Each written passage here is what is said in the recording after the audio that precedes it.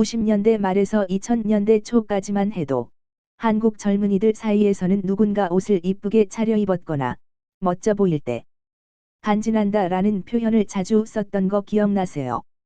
간지라는 말 자체가 느낌 있다는 표현의 일본 말 칸지에서 온 말이고 더러는 니폰 스타일이네 아니면 니폰 간지난다 등의 표현들을 썼더랬죠. 풀어 말하자면 일본 사람 같다 라는 말이에요. 70에서 90년대 시절을 거치면서 일본은 오래도록 한국의 롤모델이었어요. 83년 신문 사회면을 떠들썩하게 했던 코끼리표 밥솥 사건 속의 일본제 코끼리 밥솥이 80에서 90년대 나름 부의 상징이던 시절이 있었어요.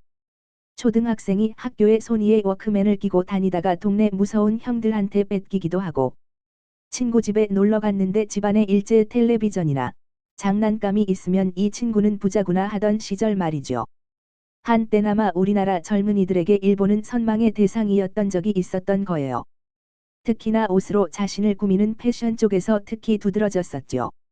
애니메이션과 게임 등의 문화상품을 중심으로 한 소프트 파워부터 소니와 토요타 등으로 대표되는 제조업의 하드파워 이 두 쌍두마차가 이끄는 일본의 산업 역량과 위상은 미국과 막상막하였어요.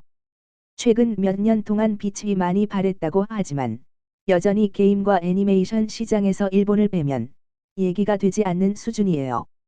그러한 와중에 소리 소문 없이 일본 화류계에서 작지만 큰 변화가 일어났다는 사실 알고 계신가요들? 일본에는 남자 호스트 문화가 우리 생각보다 확고하게 자리 잡고 있어요.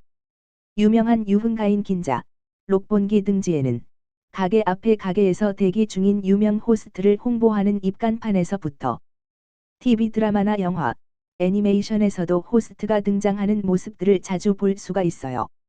최근 국내 유튜버 중에 인기몰이를 하고 있는 다나카상이라는 캐릭터 역시 일본의 호스트 문화를 패러디한 거죠. 그 호스트 사업 종사자들의 머리는 90년대 이후부터 최근까지 이렇거나 요렇거나 아님 이렇거나 또는 이랬어요. 네, 어디서 많이 봤을 거예요. 한때 우리나라에서도 유행하던 샤기컷 또는 울프컷이라고 불리던 헤어스타일이에요. 이 헤어스타일은 일본 애니메이션과 게임에 뿌리를 두고 있어요. 만화나 애니메이션 캐릭터들의 머리 모양을 현실 남자들이 흉내내어 왔던 것이죠. 왜 일본 사람들 코스프레 많이 하잖아요. 그 코스프레의 일부가 일상에 녹아들었던 거예요. 일본에서 자주 제작되어지는 만화 원작의 실사 영화를 보면 주조연 할 것 없이 이런 머리를 한 분들이 온 화면을 수놓고는 해요. 오죽하면 일본의 유서 깊은 게임 시리즈인 파이널 판타지 시리즈의 새 넘버링이 발표되었을 때 남자 주인공 캐릭터들의 머리 모양 때문에 호스트 같다. 아니다로 온라인 게임 커뮤니티에서 갑론을박이 일어날 정도죠. 호스트를 찾는 일본의 여자 고객들은 일상 속에서 찾을 수 없는 일종의 판타지를 충족시키고자 가게를 찾을 것이고 그러한 니즈를 갖고 있는 여자 고객들의 판타지를 충족시켜 주기 위해 일본의 남자 호스트 종사자들은 팔자에도 없던 판타지 게임이나 애니메이션 속 주인공의 모습에 자신을 끼워 맞춰 왔던 거예요. 장장 십수년 일한 세월 동안 말이죠. 그랬던 일본 호스트들의 머리 모양이 최근 들어서 이렇게, 요렇게, 아님 이렇게나, 또는 이런 모양으로 바뀌고 있어요. 그래요. 다름 아닌 우리나라 보이그룹 및 남자 연예인들이 자주 하는 헤어스타일이고 이젠 그냥 평범한 우리나라 남자들이라면 누구나 할 법한 머리 모양이에요.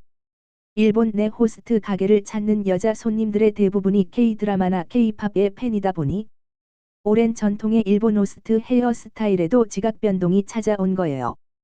비록 화류계라는 작은 분야지만 그 속에서 자그마치 십수년 가까이 이어져 오던 저들만의 나름 견고한 문화가 다른 나라도 아니라 한국 대중문화의 영향으로 바뀌고 있는 거예요.